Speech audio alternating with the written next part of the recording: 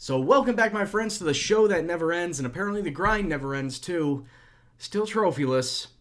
Last episode still hurts. But anyway, Season 4 just about to start. We're in the middle of a transfer window, just about to end actually, with the first match taking place today as well. And at the end of the episode, Champions League group stage draw. Will we get an easy group? Probably not. It'll probably be more moderate to hard, but it all comes down to how the draw plays out, and we'll find out about that at the end of the episode. But anyway, today at the start, we got some big news.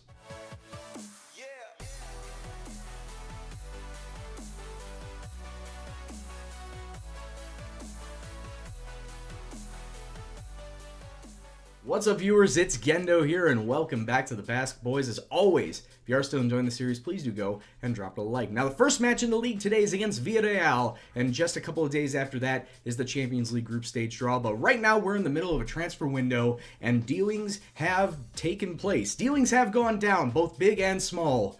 Let's get to the small ones first, before we get to the major bombshell. So outside of a lot of the youth players that were just never going to develop and were bad, we got rid of two defenders as well as a goalkeeper. The first on the list being David Garcia. Sold him to Rayo Vallecano for only 600,000 euros, a lot less than what we brought him in for. He just never turned out to be the defender that I want to. He never really progressed in training. He didn't have a lot of decent chances in the first team, and when he did, he was very average. So yes, he was relegated to backup, but he was making a stink about play time, and that's going to be the case for all three of these players. They were making stinks about playing time, and honestly, there was just no way I was going to start him behind Laporte and San Jose, so better to ship him off and get some money. Now, this next one might be controversial to some of you, just because one, we sold him, and two, we sold him for a pretty low fee. Kepa has been transferred away to Sevilla for only 1.2 million euros, but fear not.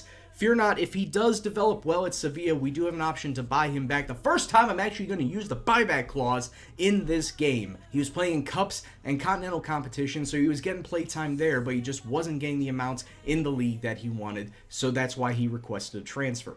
I think this actually works out better for both parties because, one, Kepa is going to get the first team football he needs, and two, I already have a goalkeeper coming up through my youth system in Chris Ghana that I could bring up, which I did, and will rotate him in and get some first team football like that. And then this third and final transfer deal has been made on the authority that the big name signing was going to come in to take his place. Balenciaga has been sold to Deportivo La Coruña for 750,000 euro. Yes, I understand a lot of these were for low wages, but nobody was coming in for their full values, which honestly made me a little sad. But at the same time, needed to get rid of these players because they just weren't going to factor into my squad for this upcoming season. And now for the transfers in, and wait, before you get into a tizzy about me signing a goalkeeper, let me explain. John Andres Cervantes is coming in for a fee of 1 million euro from Sporting Gijón, and he is going to factor in as an extra training tutor-like person for my goalkeepers, especially with Chris Ghana.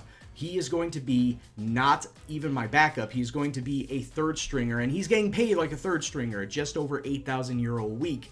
But he's mostly being brought in as a tutor. So don't worry about this. I just needed some extra veteran goalkeeper presence on my squad to help mentor and tutor my youngsters. Secondly, we're bringing in left back Yuri, formerly of Real Sociedad, but we got him from Granada for a fee of 1.5 million euro. The 29-year-old looking fairly decent, and to be quite honest with you, he is almost exactly like Balenciaga in speed and physicality. Everything else, he's just slightly less. But Yuri factoring in as a solid backup for this squad. Definitely a lot better than Isma Lopez. I'm still trying to ship Isma Lopez out. Nobody seems to want him. But Yuri is definitely going to be fighting it out with Isma for that number 2 left back spot. And you want to know why? Because here comes number 1. Ladies and gentlemen, meet my new starting left back. It's Nacho Monreal coming in from Arsenal for a fee of 8.5 million euros. The 33-year-old looks to be in top physical condition. He has rarely had any sort of injury throughout this game so far. And yes, you can clearly see his pace is starting to drop, but make no mistake,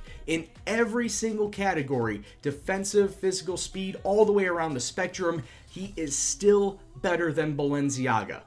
And that's why I brought him in. Yes, it wasn't that, high-profile signing like an Ander Herrera or a Javi Martinez or something like that, but Nacho Monreal still has that big name factor to it, as well as the ability that he can still get it done at 33 years old. He's only going to be with us for 2 years. We signed him out at $95,000 a week, which could have been a lot more. He was getting paid a lot more at Arsenal, so I'm glad that he brought it down for us.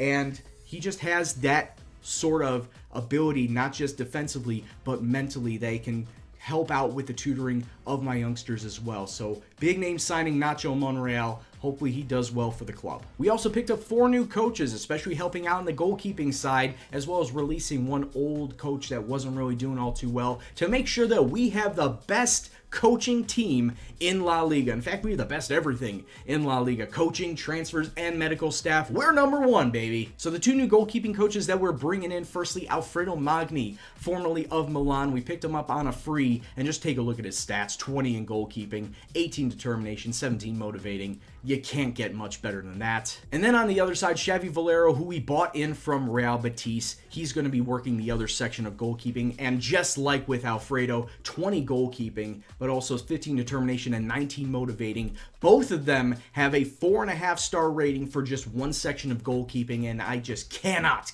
get enough of these new goalkeeping coaches. So what does all that mean to our wages? Well, we're currently spending roughly 1.3 million in our wages, and we still have 27 million in the transfer budget to spare if we want to bring in another big name signing come the winter time. I'm probably not going to do it before the end of this transfer window, the summer window, because why mess up the form and the flow of this team right now when it's being carried over from last year? Why not ride that wave? But then overall in the coffers of the bank, we have 174 million. Thank you, La Liga TV deal. And much like with Chris Atangana, who's coming up to the full-strength squad, we also have Uri, a 24-year-old center back that has been with this club for the entirety of his career. And at 24 years old, he just hasn't developed as well as I would have liked. And I'm sure a lot of you who do follow Bilbao rate this guy really highly as a young prospect for the club. He just has not developed, but it keeps it in-house and prevents me from going out and overpaying on a center back, and it would have given me that extra money to go out and get someone like Nacho Monreal. So Uri, he's going to be a backup, clearly backup level at best, but at least we're keeping it in-house and developing from within. And as you may have noticed, we are going back to the 4-2-3-1 with the 2 center mids, not the defensive mids, because I'd like to get Benyat back into the fold. He is one of my better free kick takers, so I want to put him out on the pitch. Defensive mid doesn't really suit him. So back to this for now, and this is what the opening day lineup's going to look like. Ruffier is going to be in between the sticks. Leque, Laporte, Garcia, Monreal along the back line. Garcia's only there because San Jose is injured. The 2 center mids of Benyat and Marino. The 3 attacking mids, Harvias, Susaida, Iker Munayin, Asier, Villalibre sitting up top. And, well, as we've seen last year, this is a squad that can do the job. And going against Villalibre, they weren't all that powerful last year. I don't think they would have skyrocketed up in between the offseason. So let's go out there, do the business, hopefully come away with 3 points on this opening day.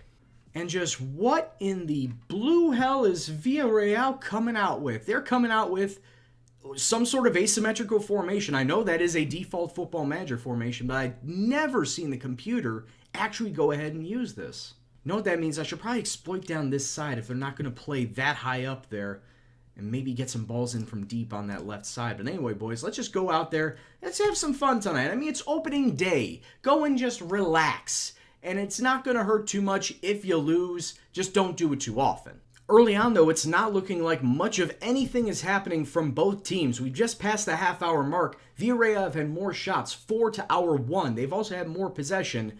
We're just not getting anything moving. And this has been an entirely craptastic first match. I am sorry. No highlights. It's 0-0, and I don't know what's going on. I don't know what this team is doing, but they're not doing it very well. So as it stands, let's take a look and see what we could try and switch up. Maybe pump the ball into the box, hit those early crosses, just exploit the flanks. That's all I want you to do. Exploit the flanks, whip in those crosses, stay on attack. Ooh. Actually, I'll drop it back. I'll drop it down to counter. I'm not saying back down to counter, but drop it down to counter and yell at the boys that I'm not happy with them. Villalibre, I'm sorry. I know it's not your fault, but my midfielders really need to get the ball up to you for you to be effective. I'm not expecting much out of this corner since it is within the opening highlight of the match. Oh, wow. Okay, Aymeric Laporte almost heading the ball into the back of the net. Nice save. Oh my lord, we actually got a highlight 62 minutes on, but unfortunately it's not to us. It's to Villarreal. Alexander Pato is playing on Villarreal's team now. That's rather interesting. Come on, boys. Close them down. Don't let them get a cross in. There we go. Cleared away. Marino gets it up to Munayin. We can hit him on a break here. That's why I put it on counter so we can go and break. What are you doing? Oh, no, you blew it. Anyway, nice ball over the top. Ruffier gets it to Munayin. He takes a shot again. Stop taking shots. Oh, lay it off to somebody who can actually do the job better than you. Corner kick inside. Benyat. It's to Munayin. Please don't shoot Munayin. Pass it off, Munayin. Don't take the But I'm not going to be subbing him out. Marino and Villalibre are going to be subbed out. Itaraspe and Batista are coming in for him. Not looking very good, but Ruffier there with the safe hands as Villalibre, or I should say Villarreal, are coming forward now. They've been looking very, very offensive-minded. What are you doing? That's the 4th time Munayin has put a shot together and has completely failed. F***ing failed at it. I may take away his shooting privileges. Thank you, Jesus. John Batista coming in as a super sub and finally gets the ball into the back of the net. It's 1-0 to the club. I don't know if Munayin's trying to be a hero or what. It's f***ing annoying. 4 shots from Munayin, absolutely nothing. John Batista with just 1. And a nice header into the upper 90, putting the club up early. Not early, putting the club up late. And now we're going to have to push everybody back. Because I am not allowing this team to completely shit the bed. 2 minutes of stoppage time on the clock. It's, there we go. Referee blows his full-time whistle, and we got there in the end. It took us long enough, but we got there in the end, squeaking out a 1-0 victory over Villarreal. Boys, I'm just going to say, I'm not happy with the performance out there because of how just bad overall, defensively and offensively, that you did. But, hey, a win is a win. I don't care how dirty or how janky it was. We got ourselves the 3 points, starting the season off right.